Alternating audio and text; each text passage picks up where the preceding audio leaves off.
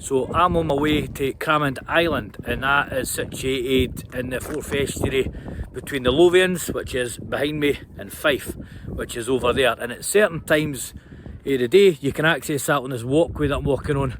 You can see here when the tide's out on this side, but the tide's in over there. So these bollards behind me that you can see, they were erected, I believe, to stop submarines for getting along the Forth to Rosyth dockyard along there, where obviously maybe some of the Navy and what were set up back in the war, and they were for when the tide was in, a submarine would come and crash into them. I don't know if it ever happened, but that's what they were for.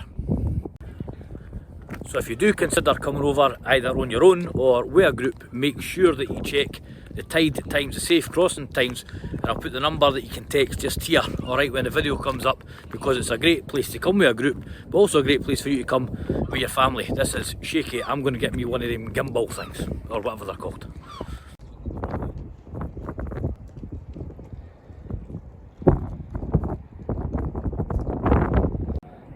So you'll see behind me there's people walking on the sand, but this would normally be under metres of water. The water would normally go like just about up to the top of these things here, these defences. So it's pretty cool that when the tide's out that you can walk on the sand that far out.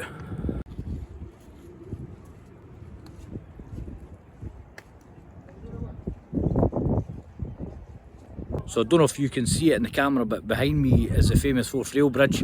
To that direction, that's looking west from where we are, but that's me now on the island. And the thing behind me that you just seen there with the Scotland flag on it, that's one of the many gun buildings, I suppose you'd call it, where they used to put the guns in order to shoot down like German planes and that during the war as well. So this wee island played a significant role, I believe, in the defences of Edinburgh and the Lothians during the war.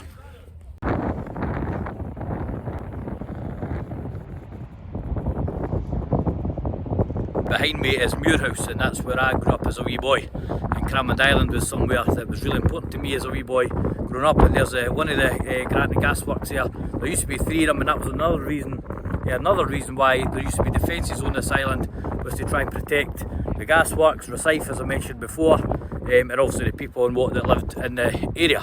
So there's a plane flying above, and you can imagine them guns that were in them gun buildings, as I mentioned before, try to fire that down. That's obviously just a passenger plane, but back in the day that would be the signal for the guys in these gun towers to start blasting into the sky. So pretty cool. But you didn't watch this video for a history lesson, as interesting as it is.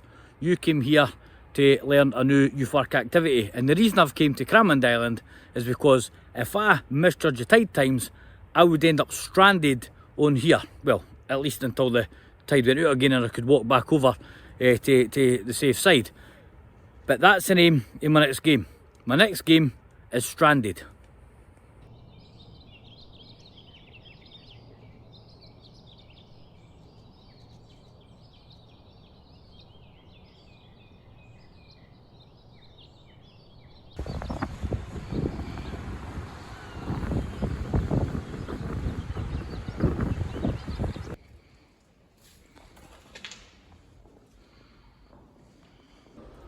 I'm inside one of these gun bunker things. I'll show you the view in a minute. Pretty cool. But what is the objective of Stranded? In Stranded, we're trying to develop the young people's decision making and teamwork skills. Set the scene that the young people are stranded on an island with no way off. You, the youth worker, you're going to give them some items that can help them survive, and they've got to prioritise them in order the best things to use to survive, but also then to find a strategy to rescue themselves. Some of the items that you get them might be scarce on an island. You might struggle to find them. Food, for example, might be a difficult thing, but that's something you might throw their way. Water, whatever you want, but the point is, make it challenging. You as a youth worker, you're trying to facilitate that teamwork, that communication, compromise possibly. You might see who the natural leaders are, who are the people who have great ideas but never get listened to, and how do you at the end, when you reflect, bring all that together so that the young people understand how important teamwork is, particularly in a critical situation like survival. Encourage the group to reflect on how they did on their role. What did they bring to the group individually? How did the group cope as a team? and do they think ultimately they would have survived on, well, Cramond Island. If you've found this useful as a wee idea for a game that you can use in your youth group, obviously expand it, develop it for your group. But if you've enjoyed it and enjoyed the content, please do like it, please do subscribe. I want to bring more, I want to get better. I'm going to get one of the wee gimbal things for the next one, and I'm going to keep trying to push it. I'm going to keep trying to role model to the young people that you can continue getting better at things even though you're a wee bit older like me. Alright, thanks for watching, see you soon.